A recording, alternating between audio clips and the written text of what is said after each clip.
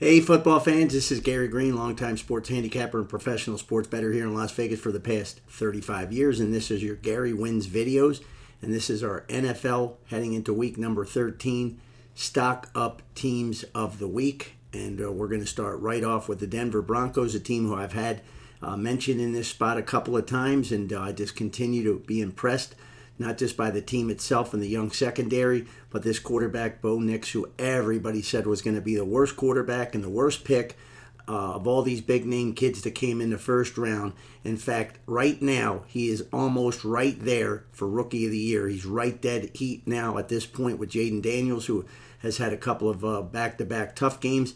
And for Nix, the key thing for me is when I watch tape, doesn't have the greatest offensive line, but before, in the first couple of games, he was rushing throws. He was going to forcing it to the first receiver. That was basically the set play called for. And right now, he's reading through the progressions. He's not looking to run. He's actually barely running, which is a great thing because that means he's hanging in there. He's looking at the reads, and he's making the correct ones most of the time. He's completing a high percentage of passes. He's only thrown one interception the last 5 weeks. He's only thrown two interceptions the last 9 weeks. 2 interceptions. This kid's a rookie, folks. The sky is the limit right now for the Denver Broncos and this kid. If he keeps getting this good each and every week the rest of the way, hats off to them. They may have one of the most biggest hidden gem scores of the draft this year, and one that nobody expected. And their head coach is doing a great job. The defense is doing good. It just stymied Kirk Cousins the entire day. Never let him get off and get a chance to get in that game. That game was a wire-to-wire win for Denver. And he's got 9 touchdown passes in his last 4 games alone. And an interesting thing is that you got a guy down in Green Bay, his name is Jordan Love, who gets all the love. All they talk about is Jordan Love, Jordan Love, Jordan Love. They never say Bo Nix, Bo Nix, Bo Nix. Jordan Love's got an interception every single game this year. He's got picked off every single game. This is a tough league. When you go at that many games with that few interceptions, that means that your quarterback is keeping you in the game. And they have some weaknesses, but this is a team that's overachieving, and we always see a couple that'll do it all year.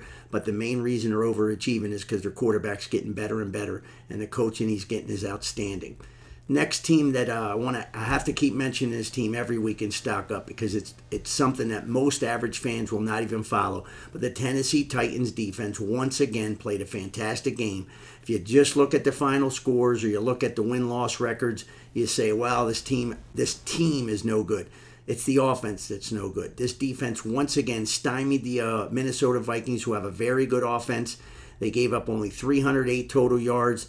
They were 5 for 14, Minnesota, on third down. So Tennessee did everything it could on defense to keep its team in the game, and they just can't get the job done because the fact is that offense is that bad, one of the worst in the league. But last week didn't help that they had 13 penalties. Most of them were by the offense.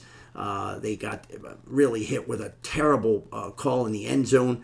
Fourth down, they stopped Minnesota. And the guy hit him there was no way he could do anything different. He hit him in the chest, not in the head. Still called it. Could have saw that on the tape and changed it, but nope.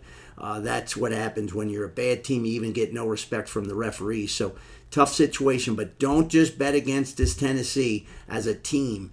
Be careful because the defense is still going out there giving it all. I don't know how much longer they'll be able to keep doing that. At some point, they might pull the plug. There's a few teams that have now. Jacksonville's defense is one of them. But the bottom line is that the defense is playing good. I got to tip my hat. This is going to be a little shocking. Last week, I shocked you with a couple of my picks in the stock up and stock down. I know I got some hate mail that when I said stock down for Patrick Mahomes. And once again, he was stock down. He might be in my stock down when I do that in a little while. But a team that I got to give credit to, the New York Giants. And there's a little bit of luck involved here, just the way the system works. But they finally pulled the plug on Daniel Jones. I know you pay these people a lot of money. The Cleveland Browns were doing it with Deshaun Watson. But you're killing the team. It's a cancer in the clubhouse. Nobody wants this guy out there. Of course, he wants to keep playing. But of course, they had to finally pull the plug, part of being the reason that as long as he doesn't get hurt, if they were to get hurt the rest of the year, they would end up owing him like $25 million next year. So there's no way he was going to play. It's a miracle they let him in that long. But they gave him a fair and honest chance. He just can't play. He shouldn't be a backup for any other team either. But again, you have to give credit. This is a bad team, and letting DeVito play, at least he's going to spark some fan interest because he certainly did that last year.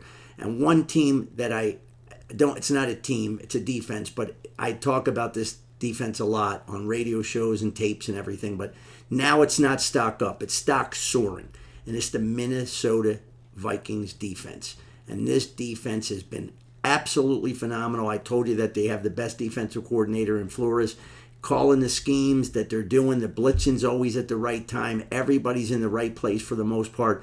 And once again, they hold Tennessee to 295 total yards. And really it was 197 yards because 98 came on a one play. They were at the 2 and they made a nice play. The guy bit a little bit and went for an interception and just missed it, and they ended up getting a touchdown down the sidelines. If you take out that one mistake, probably the only big mistake they've made in a month, this is another fantastic effort by the defense. They are just 3 and out almost on a regular basis. Just a fantastic job by their players. Their cornerbacks are playing good. But the blitzing schemes that Flores is throwing at the opposing offense has been phenomenal. So tip my hat to them, and they're just going to get better and better. When you have a really good defense, if you don't have key injuries, like Detroit's now having a second key guy, luckily the offense is there. The offense is really not playing that great right now for Minnesota. It's still a little bit up and down, so the defense is keeping them in the ball game. So definitely stock up to the Minnesota Vikings, soaring up for this defense once again this week. So that's your stock up report for NFL week number 13, going into week number 13. And don't forget to check out my stock down teams and players or what have you. I will do that one in a little bit here. But I hope everybody had a great winning weekend. We had another fantastic weekend, so we're excited about that. And college basketball, we're already off to a gigantic start. We only had 2 games Saturday and 2 Sunday, but we hit them all. We passed on Monday, and we'll be back with college basketball maybe on Tuesday. Haven't been great cards, though, that's for sure. So we'll get into it better when the conference play starts. But I love college basketball. It's my favorite sport. So hopefully everybody has a great week ahead. And don't forget to check back at Gary Wins Videos. Have a great week, guys and gals.